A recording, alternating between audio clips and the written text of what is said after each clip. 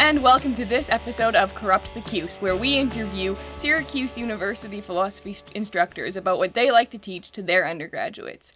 I'm your host, Carolyn Garland, and my guest today is Arturo Javier Castellanos. Thanks for being on the show.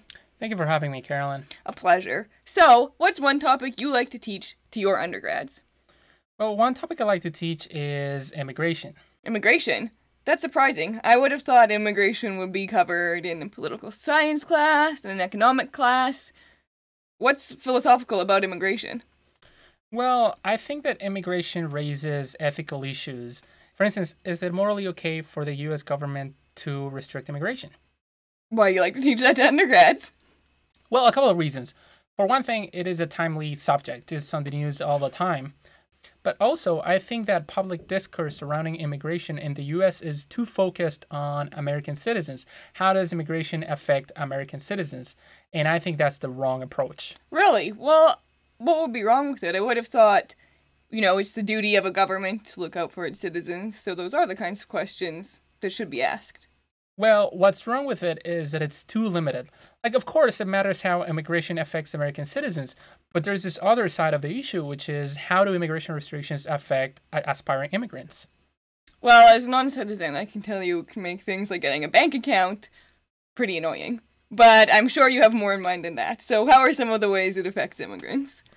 Well, many aspiring immigrants are trying to immigrate into the United States to escape poverty or violence. And so if you prevent them from entering the country, you're putting them in harm's way. In harm's way? I guess you would think that by preventing them from entering the country, we're not putting them in harm's way. The government didn't create the bad situation these immigrants are in, at least not in many cases, or at least not in all of the cases. So how are immigration restrictions putting non-American citizens in harm's way? Right, so I think it's important to distinguish failing to prevent harm from actively interfering in someone's attempts to escape harm by themselves. I see. So then, immigration restrictions would be the kind of thing that actively interfere. If they're wrong, they would be the kind of thing that actively interfere with someone's ability to escape harm. Yeah, that's exactly right. Right, but how do they do that? Well, Michael Himmer has an analogy that I think might be helpful. So he says, imagine this guy, Marvin, who is at risk of starvation.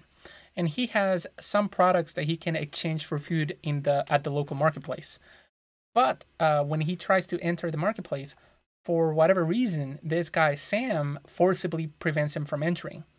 And so Marvin has to go back home empty-handed where he dies of starvation.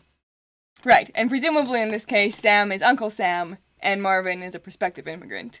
But I guess I find the analogy a bit confusing, because in the analogy, Sam is just one person, but in real life, Uncle Sam, that's the whole government, and we just said that lots of people think the government has a duty to its citizens, and so it's allowed to keep some people out. Right, so I actually think there are two issues here.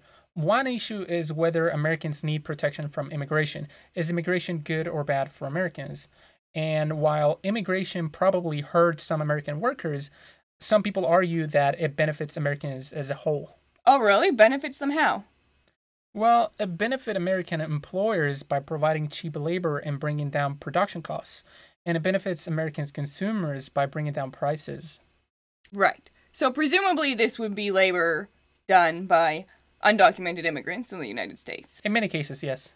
Okay, so this seems to then change the Marvin analogy, because first we were imagining Marvin being allowed access into the market, and in this case, it seems that we have to imagine Marvin has somehow gotten into the market, snuck past Sam, and got into the market, and now we would be asking, is there something wrong with kicking him out of the market, given that he's there?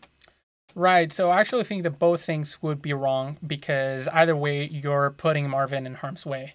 Right. You might not be the only one who thinks that. As you may know, last week a federal court ordered that DACA be reinstated, and this is going to allow up to 600,000 some undocumented immigrants to remain in the United States. Yeah, it's good. Okay, but let me just go back to the issue of American citizens. Again, doesn't the U.S. government have a duty to take care of its citizens? Right. So, like I said, there are actually two issues. One is that immigration may actually benefit American citizens.